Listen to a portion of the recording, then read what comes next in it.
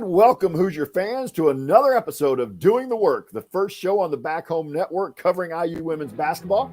I'm your host, Jeff Marlow. Tonight, I'm joined by my co-host, Kathy Amos, and we have a special guest with us, the voice of the Hoosiers, Austin Render. This evening, we're discussing last night's 77-58 victory by your number 4/5 ranked Indiana Hoosiers versus Minnesota. This takes the women's record to 21-1 overall, 11-1 in the conference, which actually puts them one game ahead of the league right now at 11-1. Iowa in second place at 9-1, and they're playing a very important game tonight. We're actually going to mention this a little bit later in the broadcast as well. Playing Maryland tonight in Iowa City. So, and Maryland at 9-2 in the league as well. But let's start this show the way we start every show, and that's with our banner moment. And Kathy and Austin, I'm going to start tonight with the banner moment. I'm going to go back to Sunday. Grace Berger did something that no player in Indiana history had ever done. She became the first player, man or woman, to score 1,600-plus points, grab 600-plus rebounds, and hand out 500-plus assists in her career. So my banner moment and our banner moment tonight is Grace Berger doing setting a record, I would guess we would say, for Indiana basketball in that respect. And our banner moment is sponsored by Home Field Apparel. Home Field is constantly releasing new schools or updating their products for schools in their existing line. You're bound to find something for you or anyone in your life that just loves great collegiate gear. They dropped a new Duke line this morning. Save the booze. Save the booze. All right. So whether you want only IU gear or other college teams or nothing associated with the team, Home Field probably has something for you. Go to homefieldapparel.com and use our promo code HOME to get 15% off your entire first order. That's promo code HOME for 15% off. And that's, again, HOME. And once again, the website is homefieldapparel.com. Wear one for the team. And actually, Kathy, before we get into anything else, just your thoughts on the accomplishment that Grace Berger had in that 1,600, 600, and 500 club. Yeah, that's really special, right? I mean, Grace, we've been loving her for 4+ years at this point, and it's nothing, and we know she's remarkable. So it's great to start seeing a lot of these accolades come out as well, and that's just, those numbers are staggering, right? Like, even though she's in her 5th year, I mean, she's still got a huge chunk of the season to go, and I think she's just putting up some really fantastic numbers, and that's with being out. How many games did she end up sitting out? 6, 7, 8. Thank you. Yeah. So I lost count. So yeah, sitting out 8 games, and she's still able to do that. So she really essentially did it in basically 4 years, just a little over. So I think it's a fantastic feat, and it'll be interesting to see if anyone ever can match her. And Austin, I want to get your thoughts about that. And you, being the voice of the Hoosiers, you probably get to be around Grace as much as someone outside the team. Just maybe talk about what about Grace a little bit, but also the accomplishment. I mean, she's as hard of a worker as you're going to find, and this is just an attribute to that.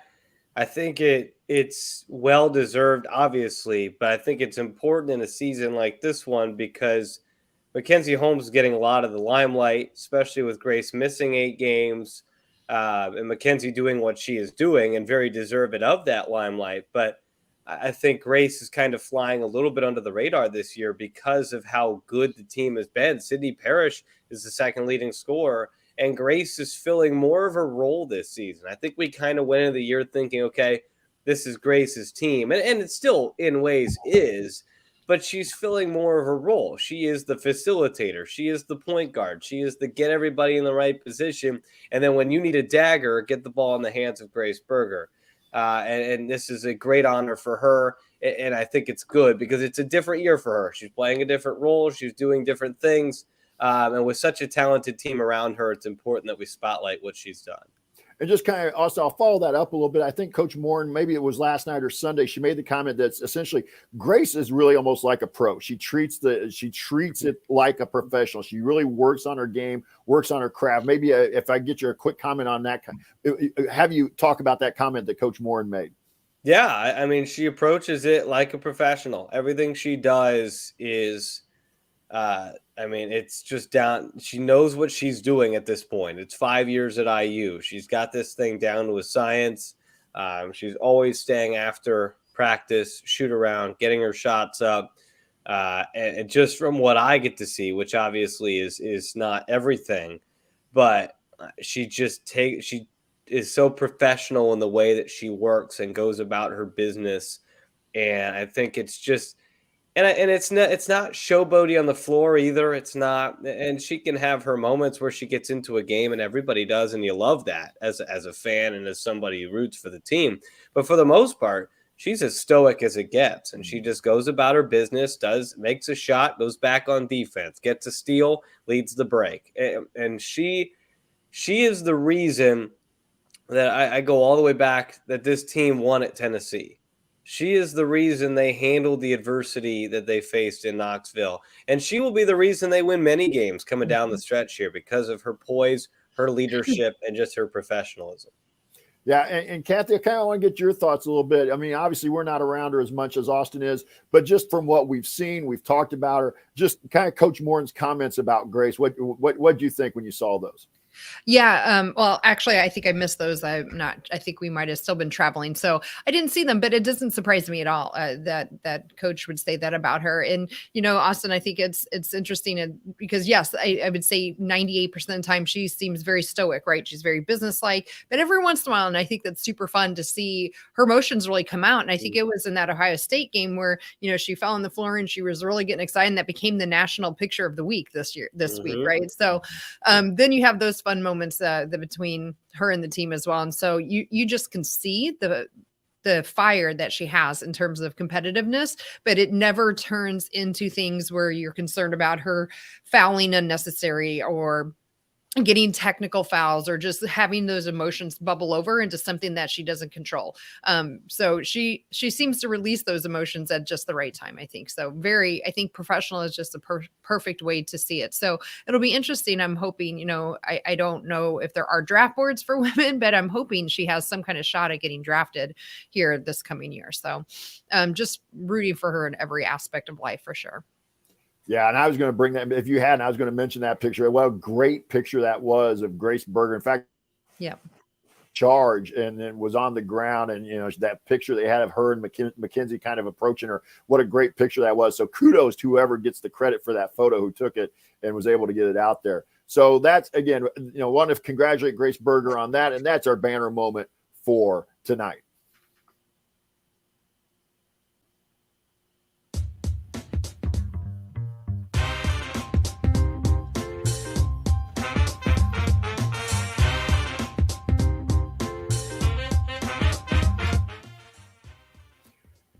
And we're going to start with we're going to go next to the Amos angle. Let's get Kathy's thoughts about last night's game. Yeah.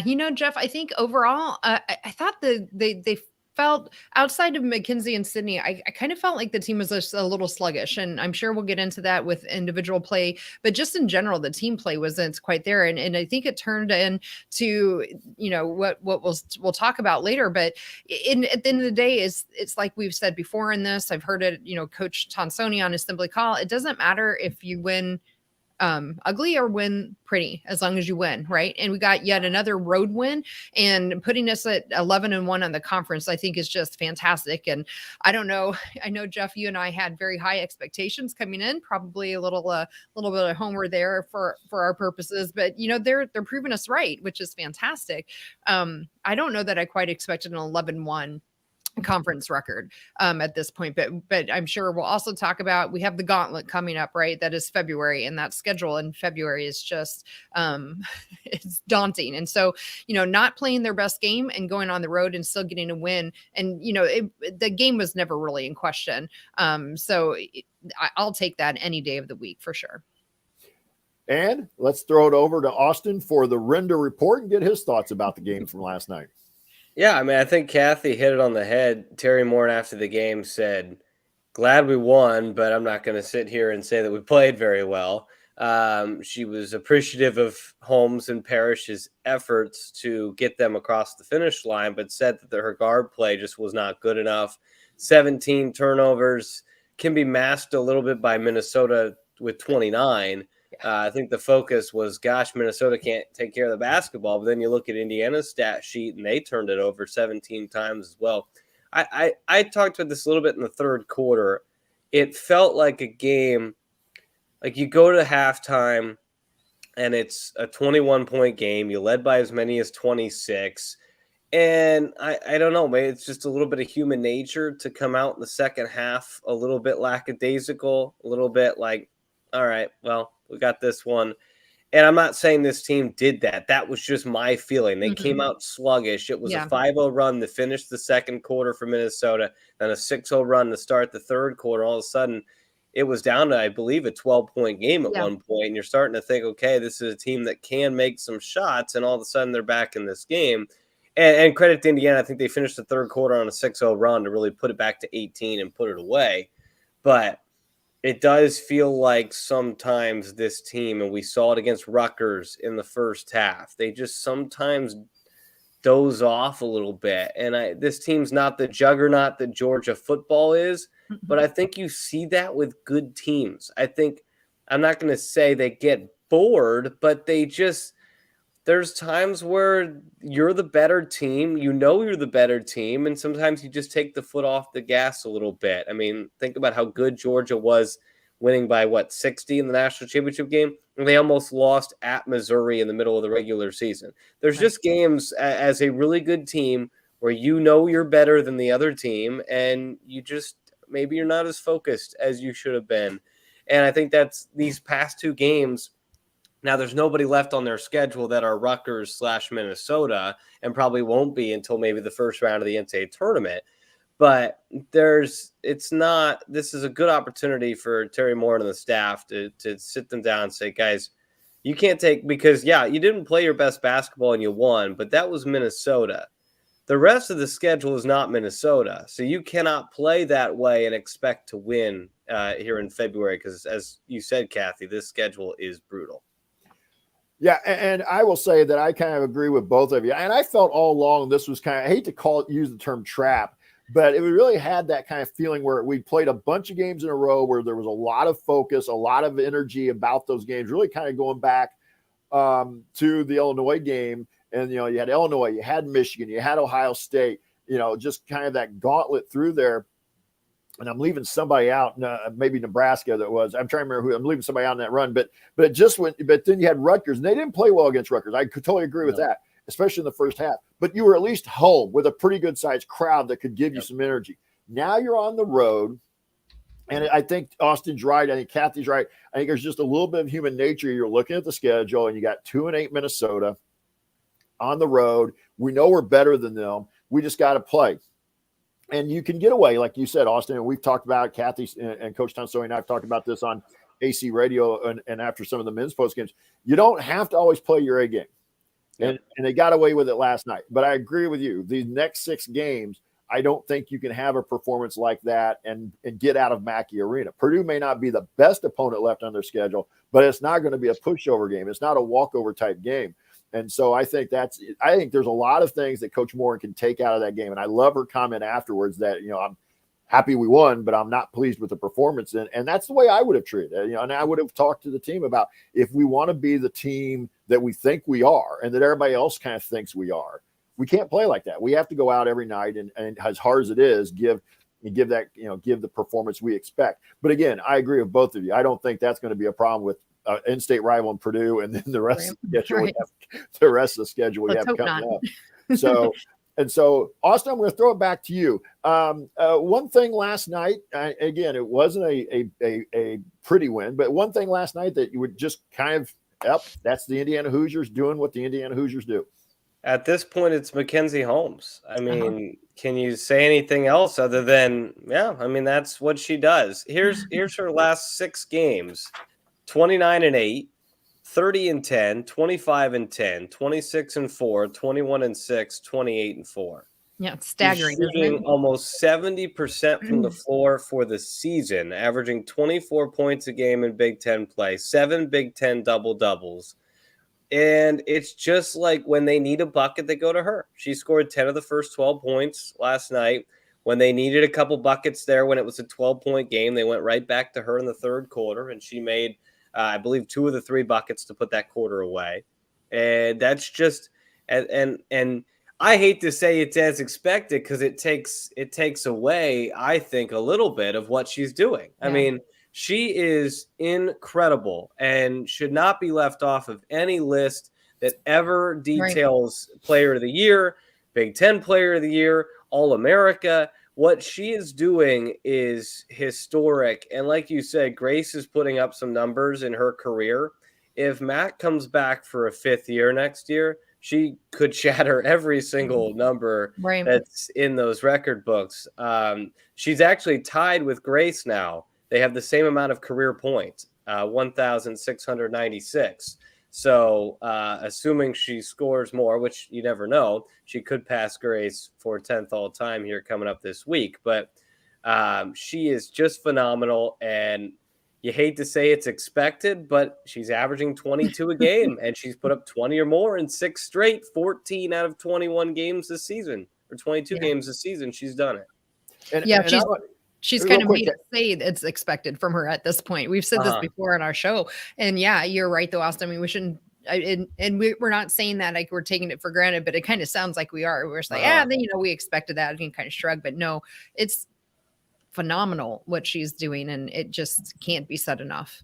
And she's a rim protector too. I don't think we should forget how good her defense has been. That was kind of an area last season that was, okay, you're doing great. Because remember before the injury, she was playing a little bit like this, put up 30 at Ohio State. She was playing great.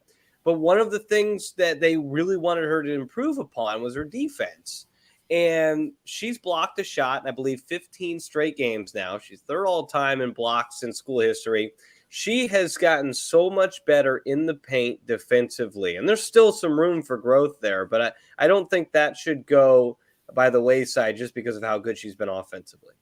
And the thing I wanted to add in here before we get to Kathy for her part, but the thing is, I agree with you. I think there are people out there, either one nationally, who just aren't paying attention, and I don't know why they wouldn't be, because Indiana is a quality. I mean, this is the number 4 team in the country. Yeah, and it's not like it's they've come up all of a sudden this year. This is a team that's been in the national conversation, or at least should be in the national conversation over the last 2, 3, 4 years.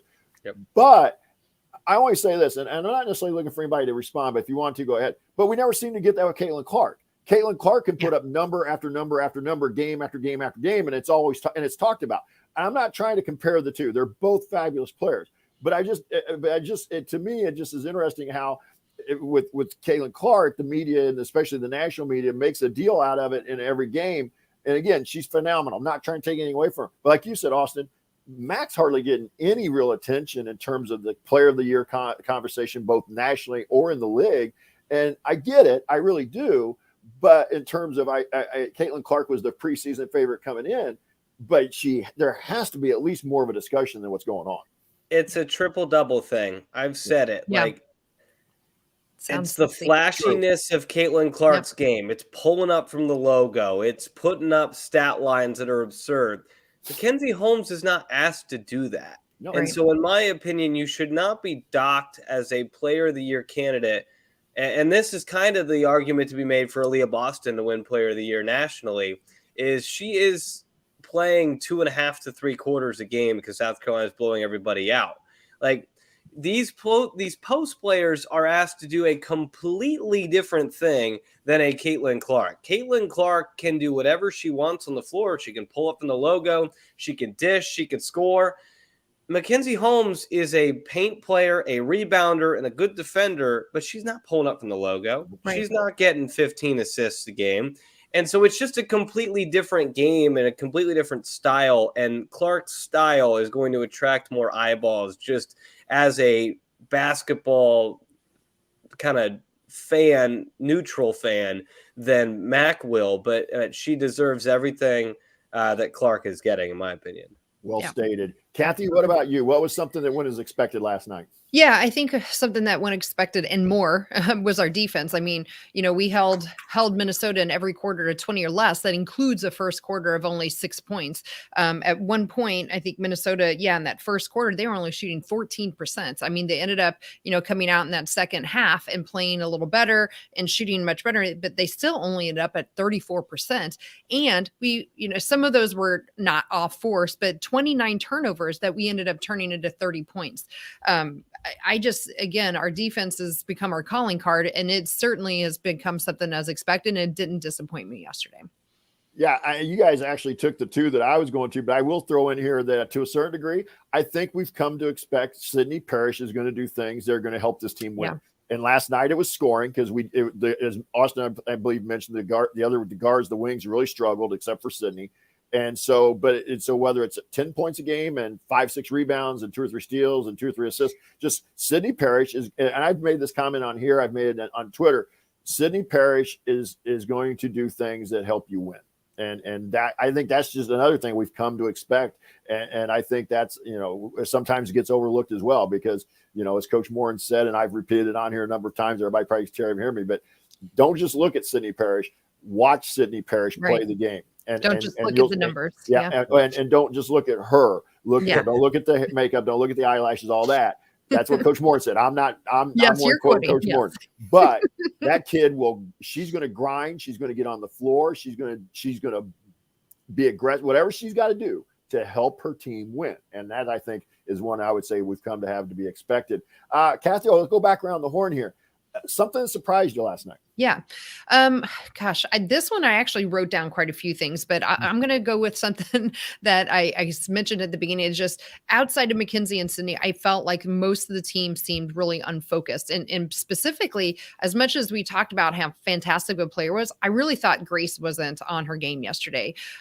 She did end up with 9 assists, but outside of that, her shooting was off. She had, the whole team had turnover bug, but, Grace ended up with 3 as well, but she only had 2 of 10 shooting, which was just not something we've come to expect from Grace. You talked about her career numbers. This was definitely an off night for her, but I felt like it was with the rest of the team, which is kind of, led to some unbalanced scoring. Normally we're seeing 4, 5, sometimes even 6 players get into double figures.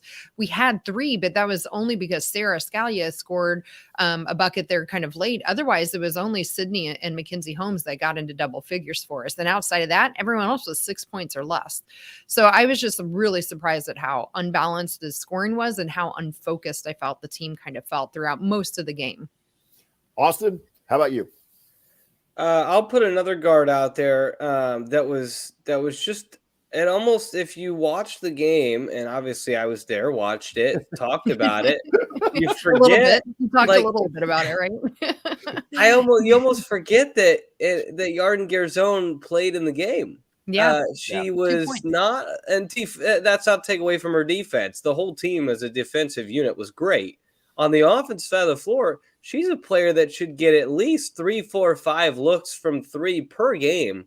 Did not take a 3-pointer for the first time all season. Only the 3rd game that she hasn't made a 3-pointer. I think she took 3 shots all game. Only 3. Yeah. So to me, and again, this is because Yarden has gotten to the point where she is no longer a freshman in a lot of our eyes. And so we expect such great things out of her, and she will deliver. I guarantee you she'll come back in Mackey on Sunday and have a great day.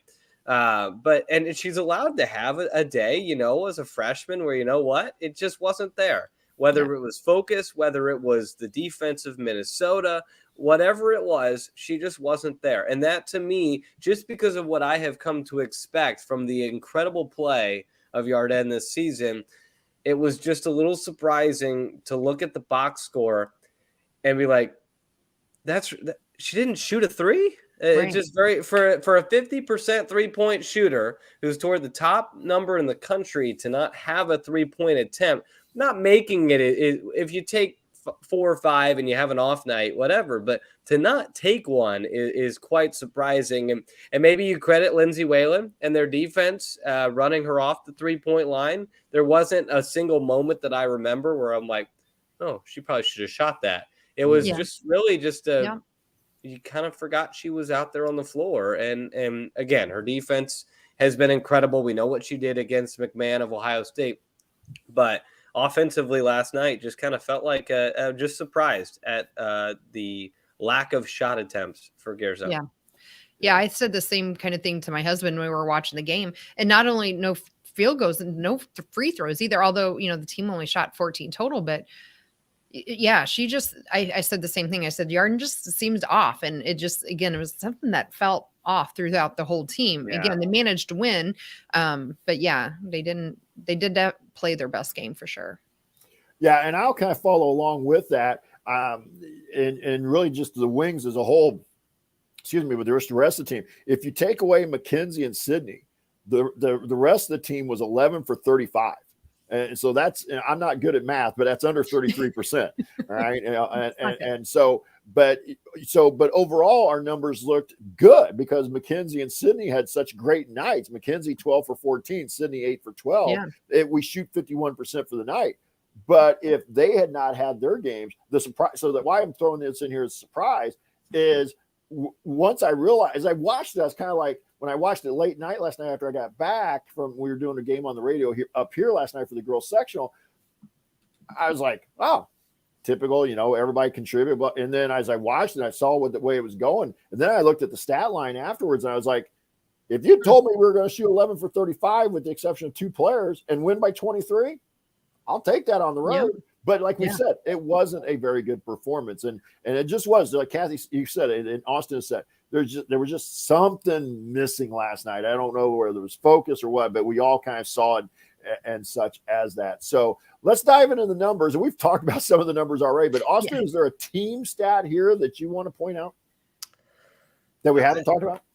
I think for me, there's 2 things, and it's a general thing that happened again last night. But to me, it is the fact that this team continues to distribute the basketball in a way that's best among the Big Ten and close to the top in the country at nearly 19 assists a game. And people forget, as good as this team was last year, they averaged 14 assists a game, which isn't terrible, but you get 5 extra assists a game. That's 5 quality buckets you're knocking down a game. And that's not to mention how many times maybe you're giving good passes where the shots don't go down. This team just shares the ball incredibly well. They have had that to me shows sustainability. Mm-hmm. And like there's some stats where, okay, like that game they went 65% from 3. That's not sustainable. But averaging and continuing to put out 18, 19, 20, 21 assists per game to me says a lot. And the other one, and I want to get the number right here. So now I'm going to pull out and make sure I get the numbers right here. So that was the 10th game of the season with 20 assists or more. And it was also the 15th time this season that this team has shot 50% or better from the floor. That's a huge stat for me going forward for this team, is that this is not a team that, if they get hot, they can beat you. No, they're just really good. They're 4th in the country in 2-point field goal percentage. I believe 2nd in the country in effective field goal percentage. They are really good at not only making shots, but getting high percentage looks. Sydney Parrish and Mackenzie Holmes barely missed yesterday. They were both terrific in that game. So those are the 2 numbers to me. Over 50% again from the floor and over 20 assists. It just continues to be a marvelous stat trend that I think is very sustainable for this team and will provide them some good boosts come March. Kathy? Yeah. So Austin went on the positive side. So I'll flip over to the negative side, which was rebounding. We actually got out rebounded 40-32. And, again, I think it just goes back to that theme we've been talking about through this with this game is they just didn't seem quite as focused. They didn't seem quite as tuned in to what was going on in this game. And, normally it was not a huge rebounding margin, but against a team like Minnesota, I just expected almost down the line in the stats, we would have been ahead of them, and being out rebounded by Minnesota is definitely not one I would expect. We had nobody in double figure for rebounding in this game. Part of it was because, we did shoot such a high percentage. We didn't have quite the rebounding opportunities maybe that they did, but still I would have expected, maybe Sydney or McKenzie to get close to that. And Sydney did with 8 rather. But after that, no one really came close to getting double figure in rebounding. So I was a little surprised to see us getting out rebounded by Minnesota. And I think that kind of goes I think that was mainly in the second half, if I remember. Yeah. In the first half, we were actually ahead in rebounding. So most of that came in that second half, which really was about that third quarter, right? That was definitely a quarter we got outplayed by Minnesota. They outscored us in that. And I believe they probably out rebounded us in that quarter as well. Kathy, I'll say this. Minnesota is first in the Big Ten in rebounding. All right. Well, good. So they are a very, very good rebounding team. They average over 42 rebounds a game. So in theory, we kept them under their average. But no, I think the more concerning number to me is Mackenzie Holmes only having 4. I think it took till the second quarter till she got her first rebound. That to me is weird. Mishaw's a tough matchup down low. There's a lot of strength and physicality there. But Minnesota is a very, very good rebounding. Okay, great. Well, thank you for that. I knew that they out rebounded their opponents. I didn't realize they were that high in the conference. They lead the conference. Yeah, I didn't. I think the number though stuck out to me though, Austin, was 15 offensive rebounds. And that was the one that they averaged 14. Oh, did we lose him? I think we might have. Well, we'll just carry on here. They do average 14 offensive rebounds a game. And I'm not saying because they average it, they should get it every time. And again, I think if you ask the coaching staff, they would be disappointed in the rebounding as well. Yeah. But just trying to play devil's advocate and come to the team. There we go. Hey, there he is. I was there. You guys left me first on my screen, so I don't know what's going on. So, hey, anyway. We were just wrapping up our rebounding. But also, real quick, I want to ask you, again, we are a little pressed on time tonight, but do you get the sense that sometimes Minnesota is almost there to a certain degree, their offensive game plan is just to chuck it up and go get it? Or is that overstating it? Yeah, they are a very good – I think they know they're a very good rebounding team, and they like their odds on the glass. They are and another reason why they are a good rebounding team is because they are a poor shooting team. Right. Yeah. So they miss a lot of shots and they have the opportunity to get a lot of rebounds. So that's one of those things that this team could be benefiting off of the fact that they just don't make that many shots. And I'll go positive here real quick before we move on. My one stat that I really wanted to point out, IU won the points off turnovers last night, 30-9. 30-9. Now, so we didn't play well, but 30 points off 29 turnovers. That means you got a point per turnover, a little over 1.03. I did do the math on that one. 1.03 points off each turnover. Minnesota only got 9 points off the 17 turnovers. That was just about a half a point. So that is a huge discrepancy. And a night where we didn't play very well offensively, we definitely converted on the turnover battle. So, all right. So I think we lost Austin. Hopefully we'll get him back here. I'll leave a little bit later and we'll make it a trifecta. So yeah. So let's go. Kathy, what's an individual stat that you have? Well, I think I've kind of mentioned quite a few of them already. I talked about Grace, and I just want to again highlight, even though it wasn't her best game in terms of scoring and other such things, she did have 9 assists again.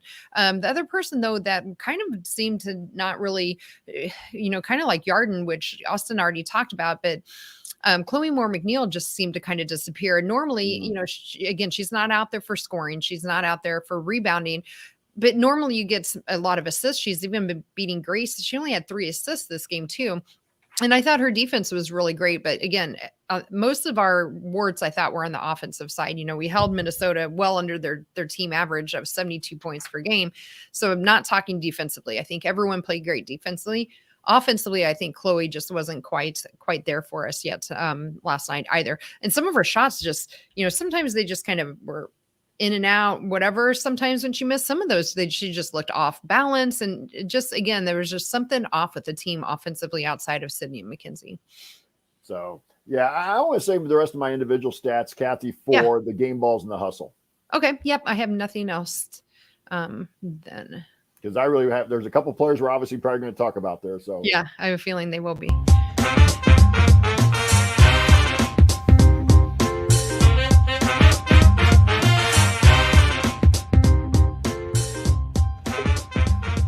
And he's back. Let's get him in here. Let's try the phone. My computer has crashed. Oh, sorry to hear that. No, Austin, the audio probably not as good here, but we're gonna go with the phone. Nope. You sound just fine. You're fine. And so, Austin, we're getting ready for our game balls here. And for those who are watching on the YouTube feed, Kathy will be putting the scroll up here. You can follow that along the bottom. And Austin, we've kind of joked around that this is basically when she is finally done, that we may just rename this as the Mackenzie Holmes Game Ball Award. She leads the way this year with 12, which last year we had nobody was close to double figures in last year. So Mackenzie with 12 leads the way. But I'm going to go to you first here tonight. Who gets your game ball? And I got a feeling we're going to have to be unanimous on this. The easy answer is Mackenzie. If you want to get creative, you can go Sydney Parrish. Here, I'll go with a different one. Okay, I'll go a different direction just for talk show type of answer here. I'll go Sarah Scalia, having to go back to her former place and getting into double figures. It wasn't easy. She didn't shoot the ball very well.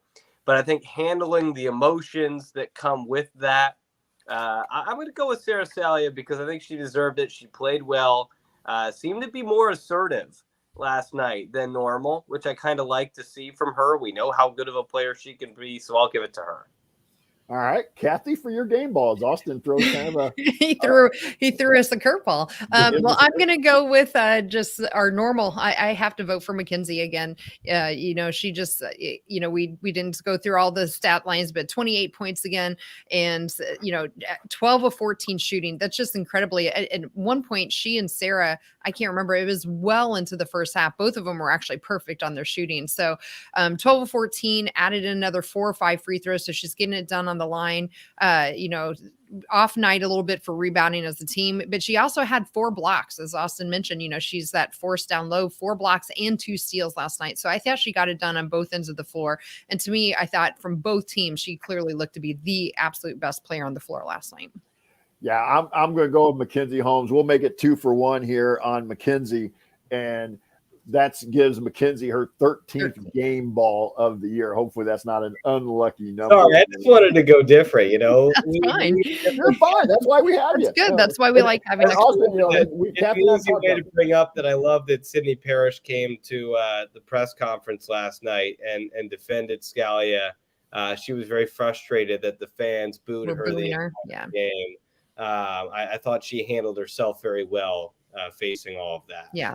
Austin, when you bring that up, you get the sense, and I know we're away from the team. Kathy and I talk about the team, and we love to watch the team, but we're away. And there's been, I think within the fan base a little bit, as you're talking about, kind of a frustration of the way Sarah's played.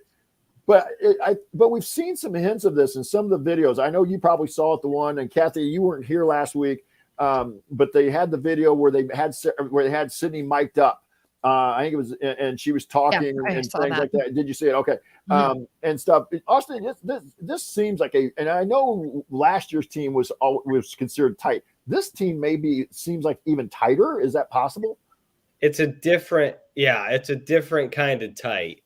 But I think that's just the culture of this program, that they bring in a 50% new team this year. And they just get along so great, and they figure out each other very quickly. Mackenzie, I know, said they did a lot of things in the off season, team bonding activities and whatnot, to really make sure they were ready for the season. And I remember going to practices early in the year, and one of the big things that was harped upon is lack of communication. They weren't communicating on the floor. They weren't talking to each other. And to see like how quickly that turned into what has become of this team is incredible. And the way that they have figured each other out and how to play with each other. And a lot of that is a credit to their leaders and what they've been able to do off the floor. Yeah. All right. So we're going to go, as we said, Mackenzie Holmes wins her 13th game ball. We're going to go to the Hoosier Hustle Award. And Kathy, we'll go to you first this time. Yeah.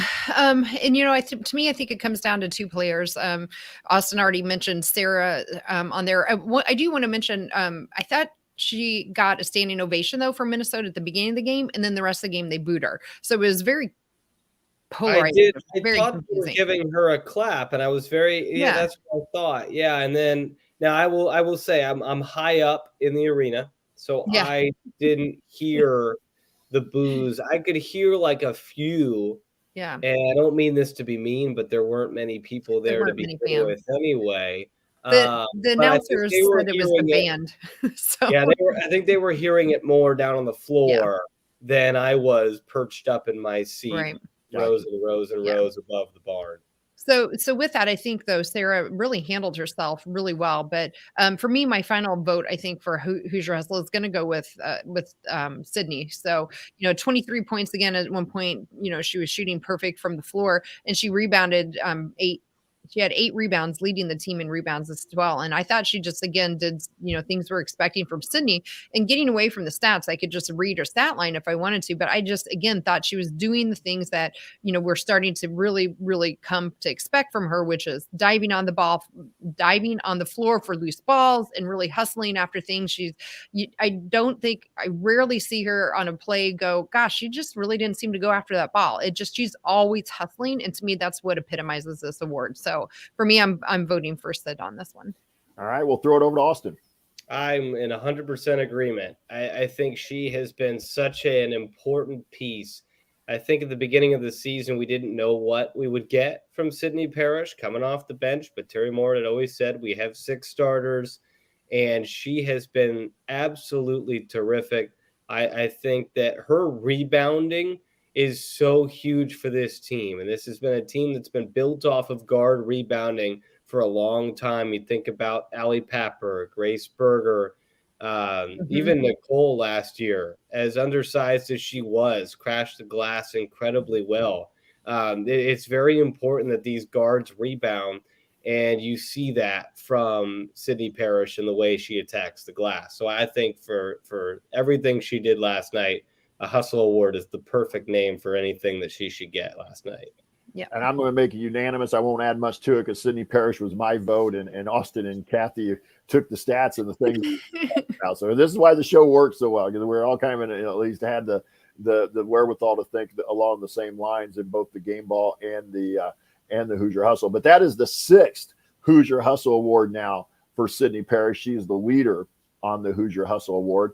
And we're going to go to lingering questions. And Austin, I'm going to ask you first if you have any. But before I do, let me preface a little bit just that we understand that when the team's 21-1 and 11-1 in the league, when we talk about some lingering questions, it almost sounds like we're nitpicking. But and is we are. there anything, whether it's coming out last night or something that you've seen maybe over the last couple of weeks, is there a lingering question with this group? If there is one, maybe there isn't. Maybe this is what they are, who we think they are, to quote Denny Green.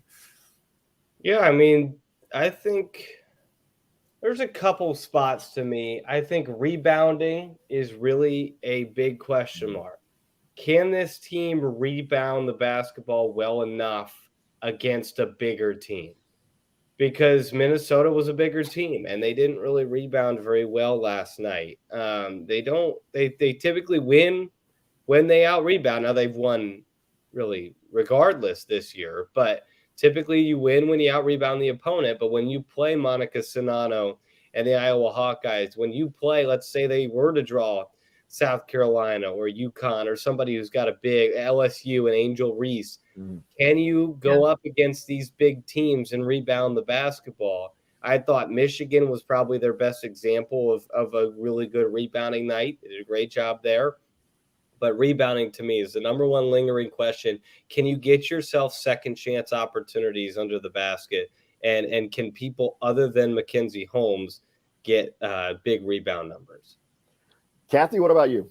Yeah, rebounding would be one as well a little bit for me. I'd mentioned that earlier in my kind of surprises, but I don't really have a whole lot else. We've seen this team kind of turn the ball over every once in a while.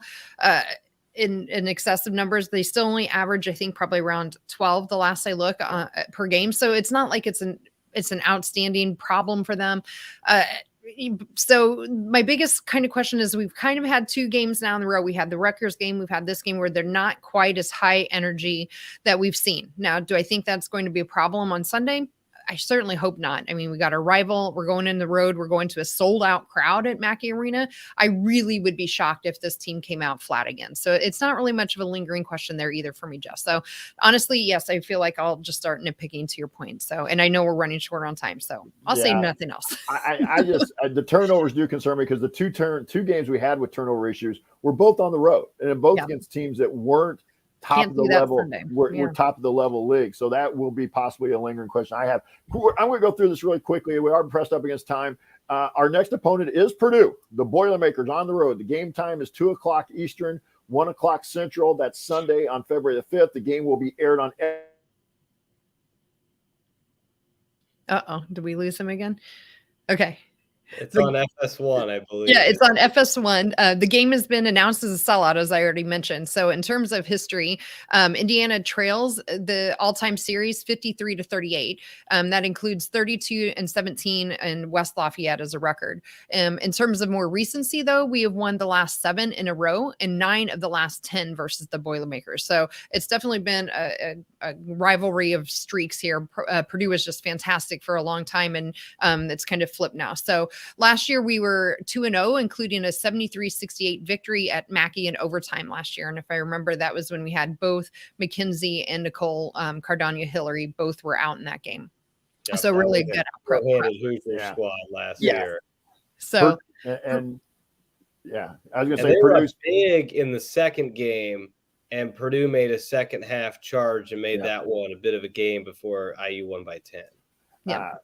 Coming into the game, Purdue is 15-6 overall. They're 6-5 in the conference. Their most recent game was last Sunday. They've had the whole week off when they beat OSU in Columbus, 73-65. They're led in scoring by Elisha Petrie at 13.9. Abby Ellis averages 11.9, and Caitlin Harper at 11.1. Janae Terry leads them in rebounding at 8 per game, and she also leads them with 6.9 assists per game.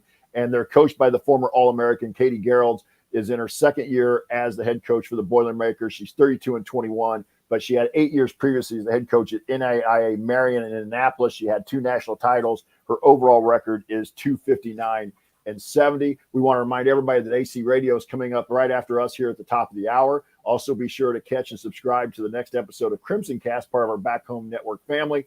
And our next show will be Sunday after the Purdue game. We'll be live immediately after the game, 4 Eastern, 3 Central, for the Doing the Work podcast post-game show. Yep. Yeah, so I think we just need to be, on our game. It's a rival. It's a sold out crowd, and Purdue's shown that they can win. They just beat Ohio State the same week that we did as well. So they're not a team to take lightly at all, rivalry or not. So their last 2 wins are both road top 25 wins at Illinois and at Ohio State. As you mentioned, Jeff, they have a whole week off, which is helpful at any stage in this Big Ten season. To have a week off. There's going to be some people who say, well, you played Minnesota. That's basically a week off. No, it's not. No. You gear up mentally, physically for a game, no matter. And our starters played a lot of minutes. Yeah. And you travel and all of that stuff. So Purdue will have the advantage there. Mackey was rocking last year, and this year it's a sellout. It's going to be bonkers in there. I cannot wait. I think if you were to power rank the remaining 6 games in the schedule, this one, to me, is right behind Iowa's toughest on the schedule at Iowa. I think this is tougher than Iowa home. I think this is going to be one of the toughest games Indiana plays all season because there's nothing that Purdue wants to do more than beat Indiana. I think Katie Gerald said something last year like, this will be the last time we lose to Indiana or something like that. And I think our team knows that and knows that she said that. But this is what Purdue wants to do. They want to beat the in-state team, especially when they're having the season. It's kind of flipped, men's and women's. Mm-hmm. The men's game, our men here in Bloomington want to beat the number 1 team.